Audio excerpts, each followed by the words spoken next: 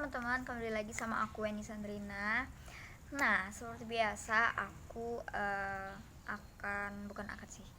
udah ngupload video ini tentang shock kardiogenik.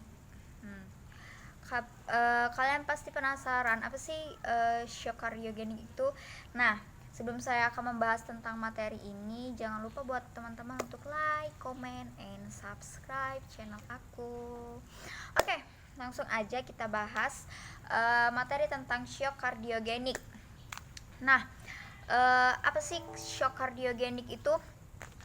Shock kardiogenik sendiri adalah kegagalan ventrikel kiri untuk memompa volume darah yang adekuat. Namun ada juga sumber lain mengatakan shock kardiogenik adalah kelainan jantung primer yang mengakibatkan perfusi jaringan tidak cukup untuk mendistribusi bahan makanan dan pengambilan sisa-sisa metabolik. Adapun penyebab dari shock kardiogenik yaitu gangguan mendadak fungsi jantung atau akibat penurunan fungsi kontraktil jantung kronik. Nah, secara cepat shock kardiogenik timbul karena gangguan mekanik atau miopatik. Nah, bukan akibat gangguan dari elektrik primer. Namun dari sumber lain mengatakan bahwa ada pula penyebab lain dari shock kardiogenik ini, yaitu ada penyakit jantung iskemik, obat-obatan yang mendepresi jantung, gangguan irama jantung. Nah, selain itu ada pula tanda dan gejala dari shock kardiogenik ini. Nah, yang pertama yaitu hipotensi. Nah, pada hipotensi ini terjadi karena aliran darah turun di bawah normal. Selanjutnya yaitu ada takikardi. Takikardi ini bisa terjadi karena jantung berusaha memompa lebih cepat untuk menjaga aliran darah pada tubuh, atau terkadang brakikardia, di mana denyut jantung di bawah 60 beat per menit akibat kerusakan otot jantung. Nah, selanjutnya yaitu ada aritmia. Nah, di mana aritmia ini ketika otot jantung tidak punya cukup oksigen, dia menjadi rentan atau dapat menimbulkan aritmia. Nah, selanjutnya yaitu kulit basah. Nah, kulit basah ini terjadi karena oksigenisasi pada jaringan yang kurang. Selanjutnya yaitu suhu kulit turun. Nah, disebabkan karena sirkulasi berkurang akibat hipotensi. Selanjutnya terjadi oliguria, di mana ginjal tidak bekerja. Selanjutnya yaitu suara gemercik terdengar di dalam paru-paru karena terdapat edema pada paru-paru, yang berarti edema itu adalah terdapat cairan pada paru-paru. Nah, selanjutnya yaitu ada kebingungan. Dan yang terakhir yaitu ada cyanosis. Nah, cyanosis ini bisa terjadi pada bibir, terus peripheral ekstrim karena buruknya perfusi. Nah, dan yang paling penting yaitu tanda gejalanya ada urat leher ini menggelembung, yaitu merupakan tanda dari keletihan cairan. Jantung tidak mampu mengelola cairan yang masuk ke dalam jantung. Nah, selanjutnya saya akan menjelaskan tentang patofisiologi dari shock kardiogenik. Shock kardiogenik terjadi akibat kurang mempunyai ventrikel kiri atau kanan memompa cukup banyak darah sehingga tekanan sistolnya rendah. Kemudian perfusi perifer kurang dengan gejala kulit lembab dan dingin, diaforesis, takikardi, bingung, dan kurang menghasilkan urin. Nah, di perifer terjadi metabolisme anaerob dan produk sampingnya yaitu asam lakta dapat menimbulkan asidosis metabolik yang dapat berakhir fatal atau berujung fatal. Nah, adapun penata kelaksanaan medis yang dapat digunakan pada shock kardiogenik ini. Tujuan penanganan medis ini adalah untuk membatasi kerusakan miokardium lebih lanjut, menjaga kesehatan miokardium, dan meningkatkan fungsi dari jantung itu sendiri. Nah, penanganan yang pertama meliputi kita dapat memberikan oksigen, mengontrol nyeri dada, memberikan cairan, dan memberikan obat vasoaktif dan obat anti aritmia.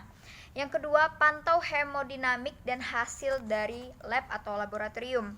Yang ketiga, alat pendukung mekanis untuk jantung mungkin dibutuhkan.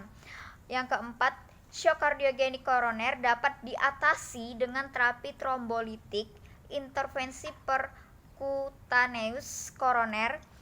Selain itu juga bisa menggunakan pembedahan tandur pintas arteri koroner dan atau terapi pompa balon intra-aorta.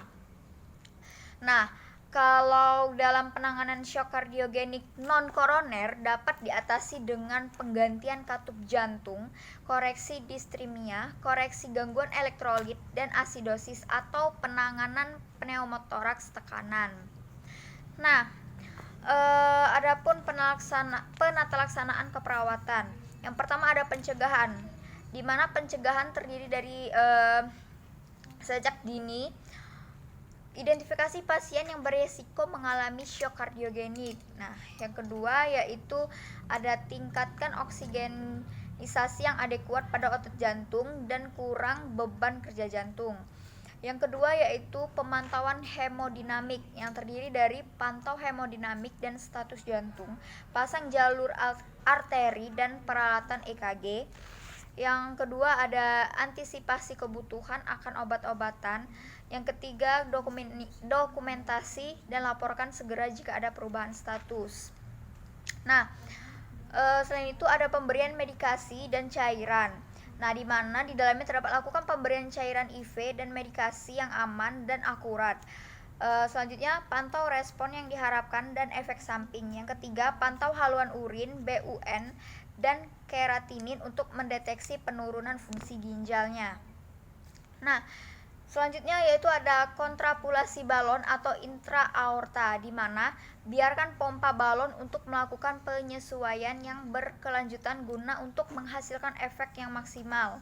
Selanjutnya kita bisa mengecek secara berskala status neurovaskular pada ekstremitas bawah. Nah, yang terakhir yaitu ada keamanan dan kenyamanan, di mana kita dapat lakukan peran aktif dalam menjamin keamanan dan kenyamanan pasien serta menurunkan kecemasannya. Nah, ada pula penanganan kegawatan shock di rumah sakit, yaitu yang pertama ada pastikan jalan napas tetap adekuat. Bila tidak sadar, sebaiknya dilakukan intubasi. Yang kedua, berikan oksigen sebanyak 8-15 liter per menit. Oksigen diberikan dengan menggunakan masker untuk mempertahankan PO2 70-120 mmHg.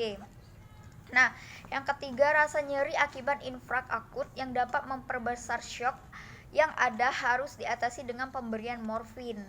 Yang selanjutnya, koreksi hipoksia, gangguan elektrolit, dan keseimbangan asam basa yang terjadi.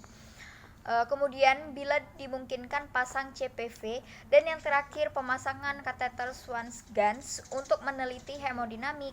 Nah, itulah penjelasan tentang shock kardiogenik yang dapat saya sampaikan. Itu menurut sumber-sumber yang sudah saya baca dan dapat saya simpulkan. Bila ada kata-kata atau pengucapan atau nada saya berbicara terlalu cepat, Anda bisa untuk memundurkan video saya. Nah, itulah video yang dapat saya sampaikan. Sekian dan terima kasih. Tunggu video saya selanjutnya. Bye.